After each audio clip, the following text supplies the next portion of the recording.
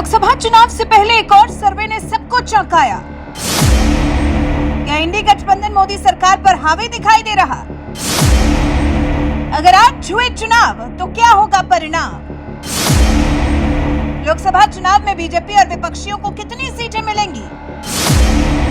क्या पीएम मोदी की 400 पार वाली बात सच साबित होगी?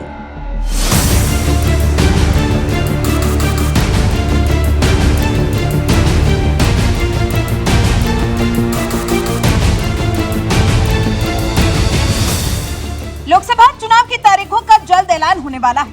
अनुमान तो लगाया जाने लगा है कि 7 चरणों में चुनाव संपन्न होगा, लेकिन आधिकारिक तौर पर अभी तक देश में होने वाले 2024 के लोकसभा चुनाव के लिए कोई तारीख तय नहीं की गई है। हालांकि इससे पहले देश की राजनीति में खूब भाग दौड़ मची है। कहीं मान मनोबल का दौर जारी है तो कहीं अदला बदली पूरे अपने रुआब पर।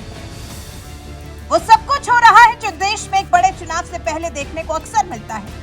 और फिर मीडिया भी तो अपना काम बखूबी कर रहा है। वो भी चुनाव की तैयारियों में कहां पीछे रहा है। देश की जनता से सवाल किया जा रहा है, जनता का मूड भापा जा रहा है, पता लगाने का प्रयास किया जा रहा है कि आखिर इस चुनाव में जनता किसकी सत्ता चाहती है। और इन्हीं सवालों का जवाब तलाशने की कोशिश इस बार इंडिया टीवी सीएनएक्स ने की है।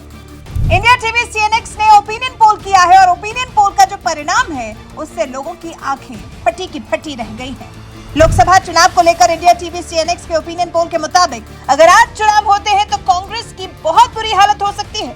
ओपिनियन पोल के मुताबिक कांग्रेस को सिर्फ 37 सीटों पर जीत मिलती दिख रही है, यानी कांग्रेस 2019 के आंकड़े को छूती भी नहीं दिख रही। 2019 के लोकसभा चुनाव में कांग्रेस ने 52 सीटों पर जीत दर्ज की थी। वहीं कांग्रेस के नेतृत्व वाले अगर इंडी गठबंधन की बात करें तो इस गठबंधन को 98 सीटें मिल सकती है। लेकिन बीजेपी के लिए परिणाम तो सर्वे में बम बम कर देने वाले आए। पोल के मुताबिक बीजेपी अपने दम पर 335 सीटें जीत सकती है। कैसे? चलिए हम अलग अलग राज्यों का आपको हाल बता देते हैं। पोल के आंकड़े बता रहे हैं कि गुजरात की सभी 26 सीटें, मध्य प्रदेश की सभी 29 सीटें, राजस्थान की सभी 26 सीटें, हरियाणा की सभी 10 सीटें, दिल्ली की सभी 7 सीटें, उत्तराखंड की सभी 5 सीटें और हिमाचल प्रदेश की सभी 4 सीटों पर बीजेपी कांग्रेस का सुपड़ा साफ कर सकती है। उत्तर प्रदेश में तो बीजेपी कांग्रेस का बुरा हाल कर सकती है। कांग्रेस सपा के गठबंधन के बाद भी बीजेपी अपने दम पर यूपी में 74 सीटें निकालती दिख रही है। वहीं एनडीए में शामिल आरएलडी और अपना दल भी एक-एक सीटें निकाल सकते हैं, जबकि समाजवादी पार्टी को 2, कांग्रेस और बहुजन समाज पार्टी को सिर्फ एक-एक सीट ही मिलती दिख रही है।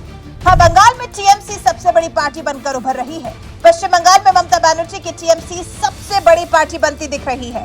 सर्वे में तृणमूल कांग्रेस को 21, बीजेपी को 20 और 1 सीट कांग्रेस के खाते में जाती दिख रही है। तमिलनाडु की कुल 39 सीटों में से सूबे की सत्ताधारी पार्टी डीएमके को 20 सीटें मिल सकती हैं।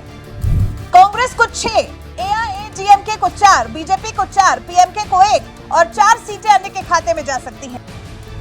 तेलंगाना की कुल 17 सीटों में से सत्ताधारी कांग्रेस के खाते में 9 सीटें, बीजेपी को 5 और बीआरएस को 2 सीटें मिल सकती हैं। ओवैसी की पार्टी एआईएमआईएम को 1 सीट मिल सकती है। आंध्र प्रदेश की कुल 25 सीटों में से वाईएसआरसीपी को 15, टीडीपी को 10 सीटें मिलती दिख रही हैं। केरल की कुल 20 सीटों में से यूडीएफ को 11, एलडीएफ को 6 और बीजेपी के खाते में 3 सीटें जाती दिख रही हैं। इंडिया टीवी सीएनएक्स का ओपिनियन पोल 5 फरवरी से 23 फरवरी के बीच में कराया गया है। सभी 544 सीटों पर कराए गए सर्वे में कुल 1,62,900 लोगों ने हिस्सा लिया और परिणाम बीजेपी के पक्ष में जाता दिखाई दे रहा है। बीजेपी फिर एक बार तीसरी बार जीतती हुई दिखाई दे रही है।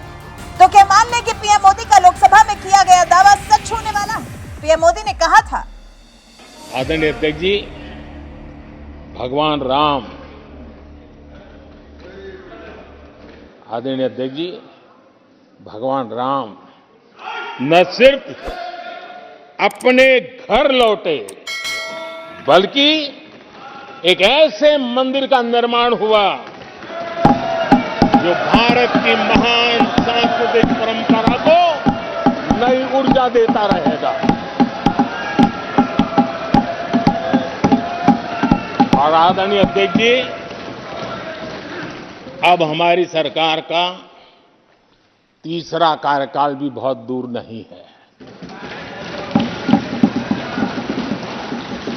ज्यादा से ज्यादा 100-125 दिन बाकी है। और अब की बार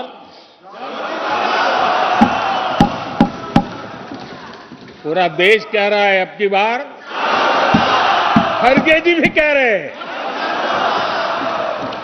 लेकिन अध्यक्ष जी, मैं आमतौर पर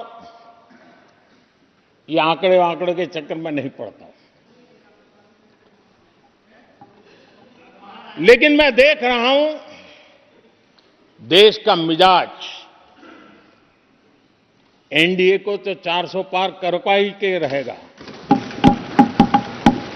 लेकिन भारतीय जनता पार्टी को 370 सीट अवश्य देगा।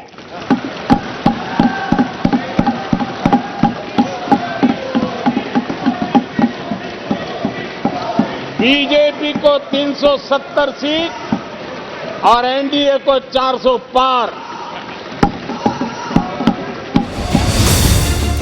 अब सर्वे के आंकड़े तो बीजेपी को खुश करने वाले ही हैं। वहीं बीजेपी को सत्ता से उतारने के लिए बनाए गए इंडी गठबंधन की हालत पस्त होती दिख रही है।